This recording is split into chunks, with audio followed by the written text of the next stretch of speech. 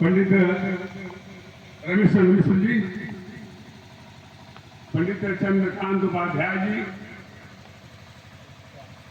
चंद्र प्रकाश उपाध्याय जी, श्री सुसागर सिंह जी और अपने बड़े भाई श्री शालिग्राम सिंह जी के करके हम लोग की माला जो है स्वयं अपने हाथ से पहनाऊंगा महाराज जी को, क्योंकि थोड़ा सा असमर्थ हैं फिर यहाँ आने में। जल्दी आए लोकनाथ सेठ जी, आप भी महाराज को माला करें। पंडित सच्चिदानंद मिश्र जी, पंडित सच्चिदानंद मिश्र जी, सुनील कुमार यादव जी आए।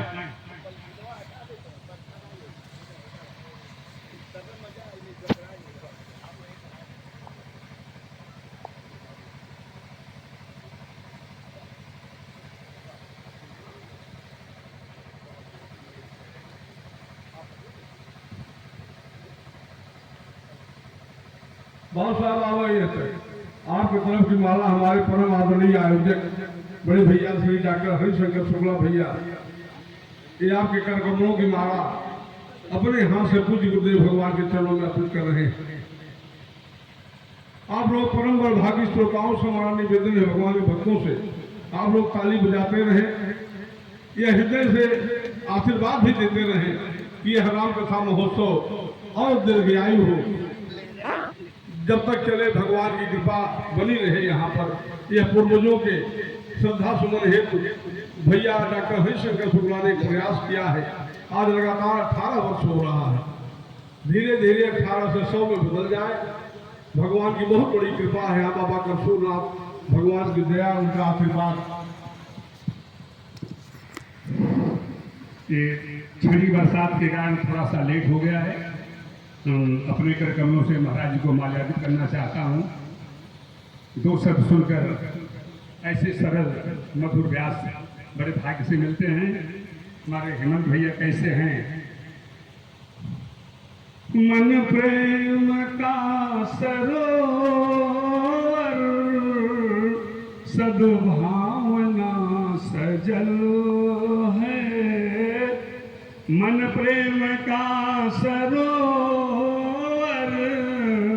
सद्भावना सजल है, अंतःकरण विमल है, वाणी बड़ी सरल है, अंतःकरण विमल है, वाणी बड़ी सरल है। हे नंदनीय स्वागत, अभिनंदनीय स्वागत, संगीत के सहारे पल के बिछाए बैठे, स्वागत में हम तुम्हारे। बोले व्यास भगवान की।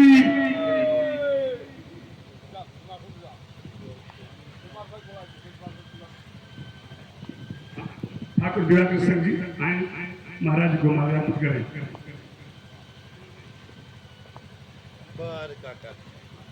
बाप लोग यहाँ हैं, भगवान की मंगलमयी मूर्ति हृदय धारण करते हुए धैर्यता बनाए रखे। भगवान की कृपा अवश्य हो जाएगी, बरसात भी नहीं होगी। बोलिए व्यास भगवान की। श्री हरि श्री सीताराम।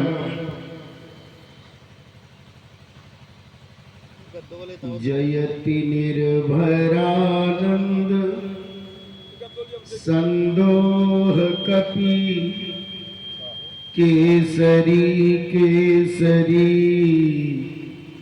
सुवन भुवनेक भरता, दिव्य भूमंजना मंजुला कमले, भक्त चिंताप संताप हरता, जयति धर्मार्थ कामा,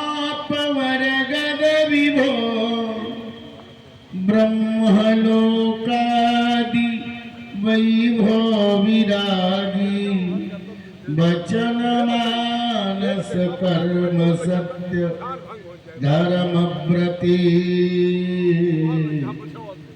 जानकी नाथ चरणा नुरागी जयति विहगेश बल बुद्धि वेगा मन मत मथन उर्धरेता महानाटक निपुण कोटि कवि कुल तिलक गाँव गुण गर्व गंधर्व देता जयति रामायण श्रवण संजात रोमांच लोचन सजल शिथिल वाणी श्री राम पद पद्म मधुकर निकर पाहि दास तुलसी सरल चूल पानी।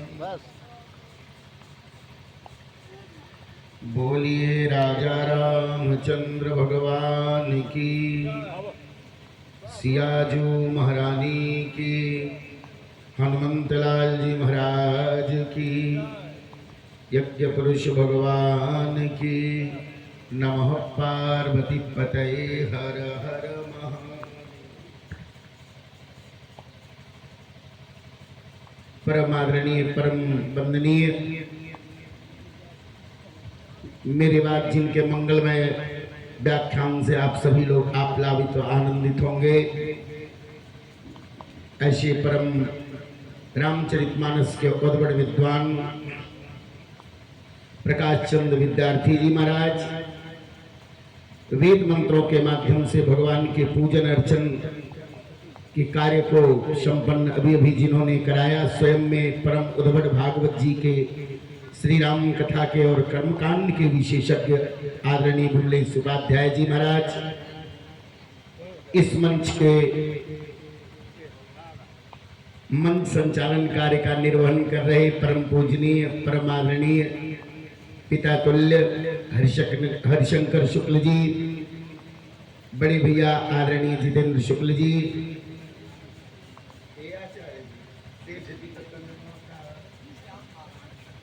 परम आदरणीय श्याम नारायण सेठ जी, बहुत सुंदर भजन आप गाए।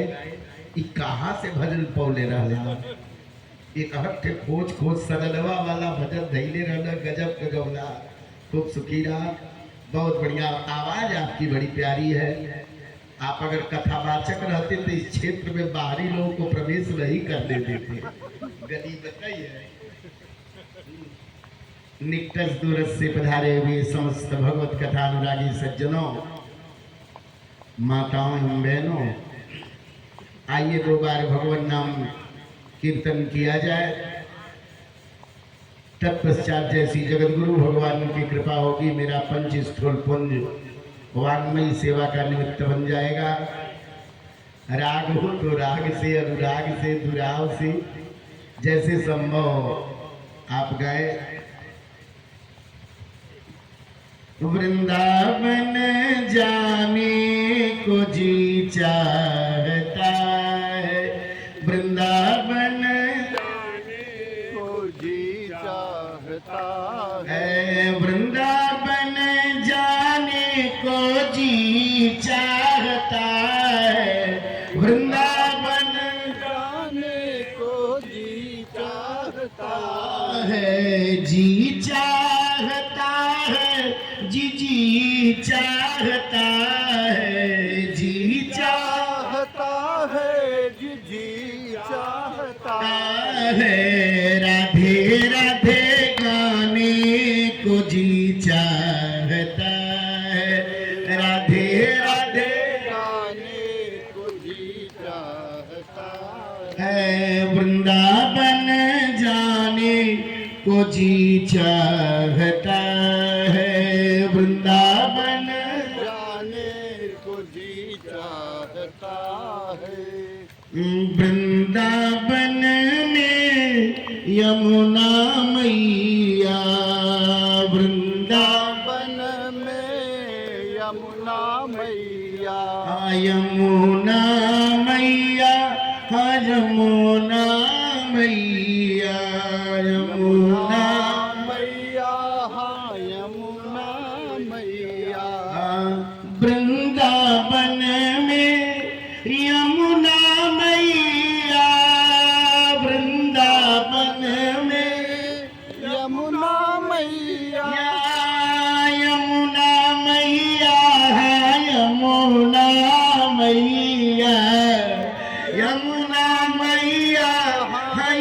यमुना मैया गोता लगाने को जी चाहता है, गोता लगाने को जी चाहता है, राधे राधे गाने को जी चाहता है, राधे राधे गाने को जी चाहता है, वृंदावन जाने को जी चाहता है, वृंदावन जाने को जी चाहता है, राधे राधे गाने को जी चाहता है, राधे राधे गाने को जी चाहता है, वृंदावन में बाके बिहारी, वृंदावन में बाके बिहारी, वृंदावन में बाके बिहारी, वृंदावन में बाके बिहारी, वृंदावन में बाके बिहारी, वृंदावन में बाके बिहारी, बाके बिहारी है, बाके बिहारी, बाके बिहारी हाँ, बाके बिहारी, नैना लड़ाने को जी चाहता है, नैना लड़ाने को जी चाहता है, राधे राधे गाने को जी चाहता है, राधे राधे गाने को जी चाहता है, राधे राधे गाने को जी चाहता है, राधे राधे गाने को जी चाहता है। बोलिए राजा रामचंद्र भगवान की, सियाजू महारानी की, वृंदावन बिहारी लाल की, राधा रानी की, हनुमंत लाल जी महाराज की, त्रिशूल धाम की, श्रोता वक्ता की, नमः पार्वती पतये, हर हर महादेव। आइए भगवान की परम मंगलमयी कथा का रसास्वादन हम सभी लोग करें।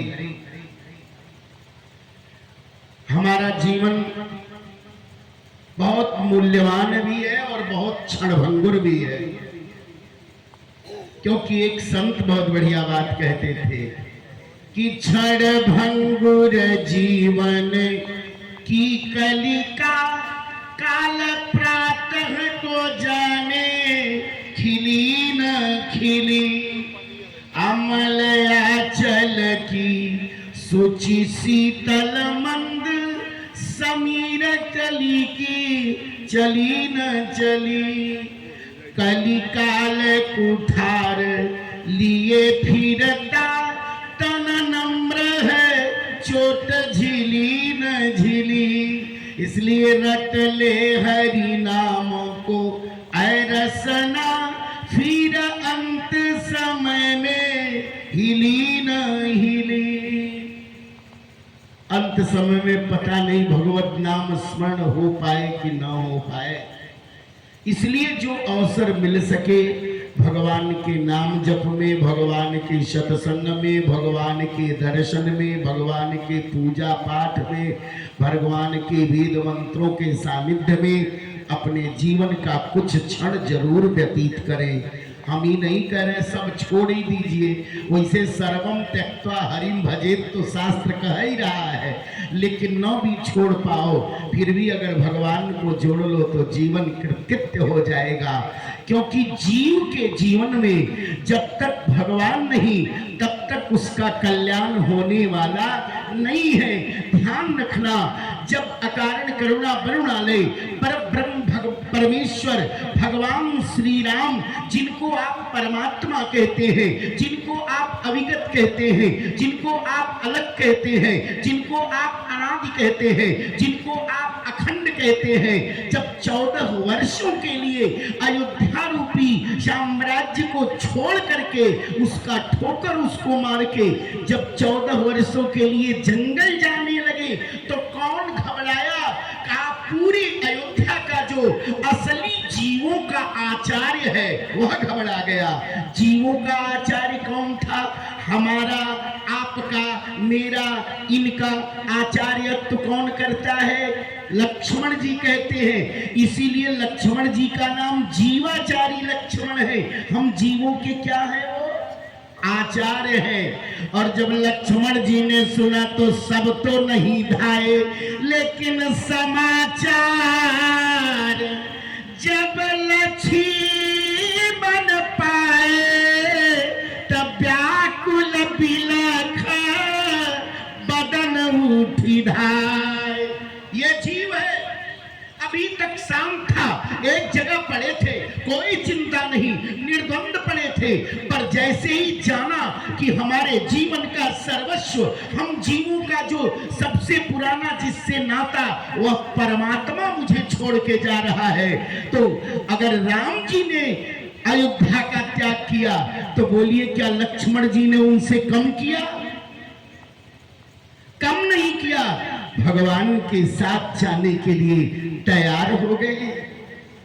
और ये साधारण जीवाचारी लक्ष्मण नहीं है, ये साधारण नहीं है। इन पर कितना नाज है। भगवान जब जाने लगे तो भगवती सीता ने भी भगवान से निवेदन किया, हम भी चलेंगे। भगवान ने कहा नहीं, आप ठहर जाओ, आप नहीं जा सकती हो, जंगल में हिंसक पशु हैं, किसके बल पर जंगल चलोगी? तो जानते हैं मां भगवती सीता ने क्या कहा? वैसे तो एक सुहागन नारी का सर्वस्व उसका पति ही होता है, मेरे सर्वस्व तो आप हैं।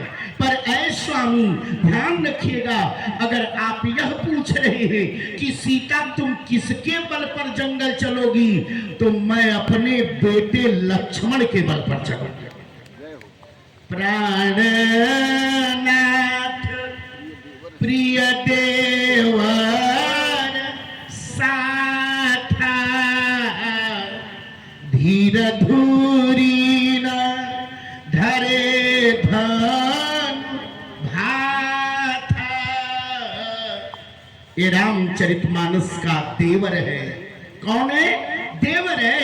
जरा संस्कार देखो, आज कलयुग में हर घर में देवर हैं, लेकिन वो होली का प्रतीक्षा करते हैं कि कब भाभी मिल जाए और रंगों की होली खेलें।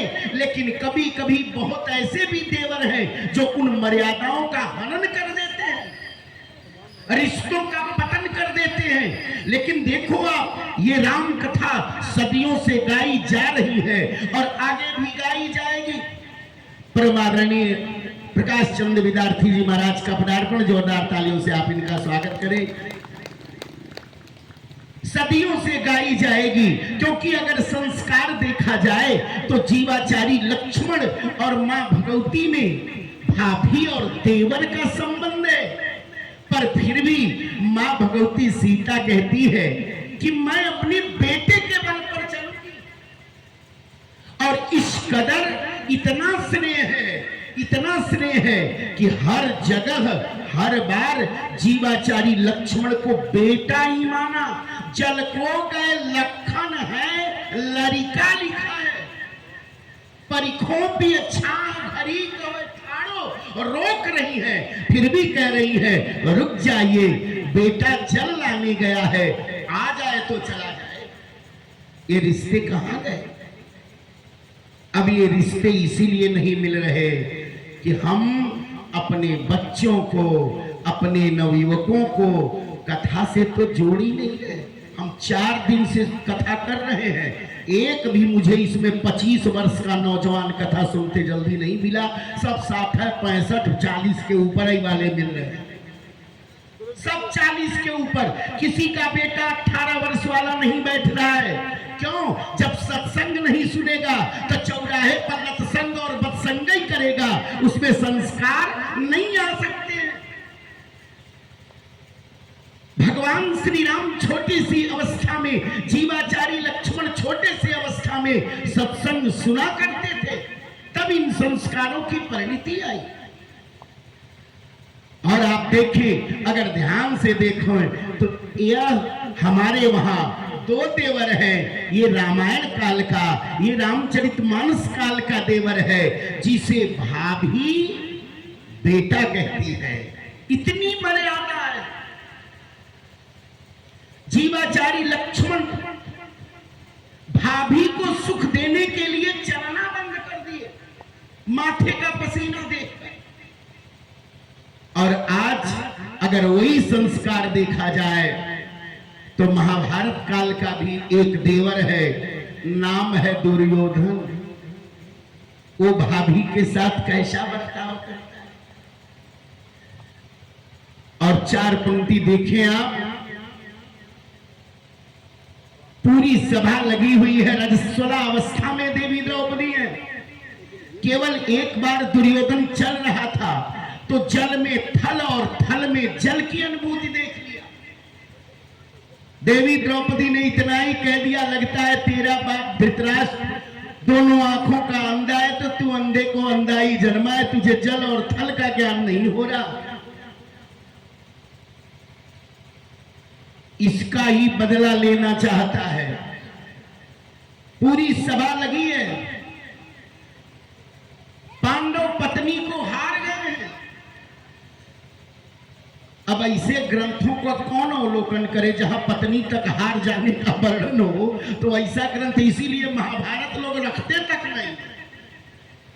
नहीं तो एक से एक कहानियां। पर देखें आप, पूरी सभा लगी है, द्रोणाचार्य बैठे हैं, कृपाचार्य बैठे हैं, भीष्म पितामह जैसा व्यक्तित्व उस सभा में विराजमान है, स्वयं राजा धृतराष्ट्र विराजमान है। दुर्योधन ने दुशासन को आज्ञा दिया, जाओ उसको खींच के लेकर के आओ, क्योंकि पांडव हार चुके हैं। आज पत्नी को, और ध्यान रखिएगा, पांडव कभी हारे नहीं थे, पहली बार हारे। कहा क्यों? कहा इसलिए कि जब जुआ खेल रहे थे द्यूत सभा में तो सबको बुलाया, 2 लोग उसमें अनुपस्थित थे, 2 लोगों को नहीं बुलाया गया। एक तो देवी द्रौपदी के पिता द्रुपद को और दूसरे जगत पिता भगवान श्री कृष्ण को। एक बार बस भूल गए भगवान को पांडव। देखो आप, एक बार कन्हैया को नहीं पूछा, नहीं बुलाएंगे। पत्नी तक को हारे कि नहीं, बोलो आप। और जैसे ही रजस्वला अवस्था में देवी द्रौपदी को दुशासन केस पकड़कर लेकर के आया, खींचते हुए। नारी की मर्यादा है उसका बाल, इतना अमर्यादित। जहां शास्त्र देवी पूजी पद कमल तुम्हारे, सुरनर मुनि सब होए सुखारे का गान गाता है, वही भरी सभा में लाया गया। वो देवी गिड़गिड़ाती रही, कोई नहीं खड़ा। दुर्योधन दुशासन को आदेश करता है कि खींचो दुशासन जोर लगाई के, जितना संभल हो इसका चीर खींचो। देवी द्रौपदी ने कहा तो कान खोल के सुन लो, बाद में मत कहना कि तुमने अवसर नहीं दिया, मैं अवसर दे रही हूं। ये पापी क्या कहेगा? है दुशासन, मेरा ही आदेश है, तुम मेरा चीरहरण करो। लेकिन अगर हार जाना तो ये मत कहना कि आदेश नहीं दिया। दुशासन कह रहे कौन तुम्हें बचाएगा? कह रही हो, कहे कि जानते हो कौन बचाएगा? का कौन? कहा खींचू दुशासन जोर लगाई के, लेकिन कान खोल के सुनो, तेरा मारा जऊ सुनी जई है। अब भौजी के गोदी में हुई है तब विश्वास हम रही है, तेरे सुने नया बेर लगे, अरहिया में कतो फिर ना रही पई है, नार नदी बन डाकत रे, बनी के हीरना बीरना चली आई है। देखो ये रिश्तों की शक्ति है, तुम्हारे बल पर नहीं, मुझको अपने भैया का विश्वास है, मेरी रक्षा के लिए मेरा भाई है। जे जठामान प्रपद्यन्ते कांस तथैव, ये कौन सा बल है, कौन से बल पर कह रहे हैं कि भैया आएगा? क्योंकि भैया का एक वचन है, कहा जाता है कि एक बार भगवान श्री कृष्ण, वैसे चक्र में कोई धार तो नहीं थी कि कहीं से उनकी अंगुली कट सके, लेकिन भाव पक्ष में कथाओं को भी रखने का मर्यादा है हमारे हिंदुस्तान में। उस भगवान चक्र चला रहे थे, उनकी अंगुली कट गई, लेकिन आप यही मान लें कि किसी भी तरह अंगुली थोड़ी सी कट गई, खून निकल गया। और जब खून निकलने लगा, पत्नियां खड़ी हैं, रुक्मिणी खड़ी हैं, जामवंती खड़ी है, सत्यभामा खड़ी है, नग्नजिति खड़ी है, जमुना खड़ी है, सत्या खड़ी है, सब देखती रह गई। लेकिन देवी द्रौपदी नई नई साड़ी पहनी थी और अपने आंचल के, साड़ी के आंचल के कपड़े को फाड़ा और भगवान के अंगुली में लपेट दिया। ठाकुर जी ने पूछा, द्रौपदी ये क्या कर रही हो? नए नए साड़ी के आंचल को फाड़ दिया। तो द्रौपदी ने कहा कि प्यारे घनश्याम, यदि काम आवे आपके, तो काढ़ दूं नसों को, ये तो रेशम का धागे है।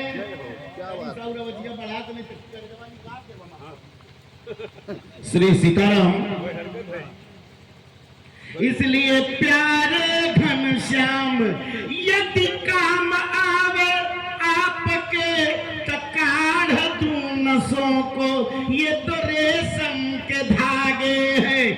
धागे भी साधारण कौन इनका मोलक है, न दुल्हन का जोड़े है, न दुल्हा के लागे। ये तो विवाह का भी जोड़े का कोई कपड़ा नहीं है कि मैंने फाड़ दिया तो आपको समस्या। और सुनो कन्हैया, मैंने तो फाड़ा ही का, तब कैसे फट गया? तो द्रौपदी कह रही कि मैंने नहीं फाड़ा चीर। आपके अंगुली में दर्द हो रहा था तो ये धागे भी रो रहे थे कि कोई मुझको ले जाके अगर लगा देता तो खून का बहना बंद हो जाए तो दर्द कम हो सकता है। तो द्रौपदी कह रही, मैंने नहीं फाड़ा चीर, पीर देख कर धीर, धागे ही स्वयं नाथ है, चीर छोड़ भागे हैं।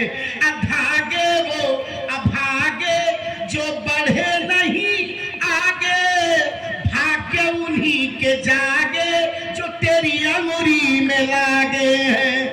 भाग्य उन्हीं के जागे जो तेरी अंगुरी में लागे हैं। कन्हैया ने कहा, ऐ द्रौपदी, आज तो तूने मुझे ऋणी बना, आज तो तुमने मुझे ऋणिया बना दिया, पर मैं भी तुझे एक वचन दे रहा हूं, इस वचन की प्रतिबद्धता रहेगी। आज तो तूने थोड़े से साड़ी के आंचल को फाड़ के बांधा है, अगर कभी तुझे आवश्यकता पड़ गई तो मेरे द्वारिका के पूरे कपड़े, पूरे वस्त्र तुम पर न्यौछावर कर दूंगा। पर कभी वस्त्र की आवश्यकता हो तो मुझे याद कर लेना। क्यों सेठ जी? बरसतन का परिवार बोलिए वृंदावन बिहारी लाल की। आज द्रौपदी को यही बात याद आई। ऐ दुशासन, भैया ने वचन दिया है, अगर कभी आवश्यकता पड़ जाए तो मुझे याद कर लेना। इसलिए तेरे पास जितनी शक्ति है उतना लगा ले तू, पर ध्यान रखिएगा दुशासन चीर खींच रहा है और देवी द्रौपदी पकड़े हैं। पकड़ने के बाद भी द्रौपदी अपने हाथों को नहीं छोड़ रही है, नहीं तो भगवान को उतना विलंब लेट भी नहीं लगता, प्रकट हो जाते। क्योंकि द्रौपदी को जब तक अपने बल का भरोसा था तब तक भगवान नहीं आए। जैसे ही दोनों हाथ छूट के ऊपर हुआ तब आए, क्योंकि भगवान कहते कि सुनि मुनि तो ही कहो सहरोसा, अब भजहि जे मोहित जी सकल भरोसा, तकरऊ सदा तीन कर रखवारी, अजिमी बालक राखई महता। मैं भगवान तब किसी की रक्षा के लिए खड़ा होता हूं जब वह सब कुछ समर्पित कर दे। आज द्रौपदी को अभी अपने बल का भरोसा है, इसलिए भगवान अभी प्रकट नहीं हो रहे। और देखें आप, संकट में पड़ी द्रौपदी को कोई याद आया तो यही रामचरितमानस का पात्र याद आया जिसकी कथा आप गा रहे हैं। इसी रामचरितमानस का कोई पात्र याद आया, और ऐसा पात्र इतना बंदनीय कि उनकी वंदना गाते कोई थक नहीं रहा। इसीलिए मानस की छत्र छाया में रही। सबसे निवेदन कर रही है, कृपाचार्य के सामने हाथ जोड़ा, द्रोणाचार्य के सामने हाथ जोड़ा, भीष्म पितामह के सामने हाथ जोड़ा, राजा के सामने हाथ जोड़ा, कोई रक्षा के लिए खड़ा नहीं हुआ, कोई नहीं। तो जानते क्या ताना मारा?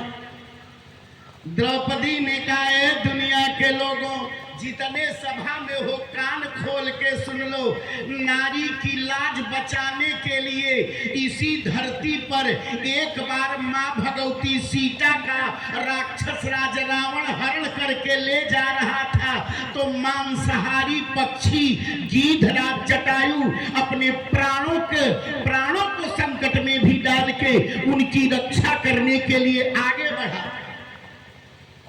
याद करो किसी के रोवत देखी आकाश में, आखी के आगे न पाप सहैल, रावण गीध में का समता, अब चोचे पाखन से लड़ी गई। देश ऊ है सब लोग ऊ है, पर ऊ दिनवा कहवा चली गई कि नारी का लाज बचावे बदे के ये भारत के गीधो मारी गई।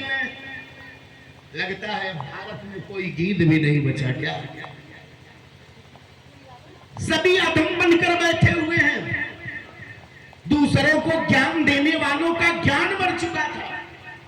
इस विषम परिस्थिति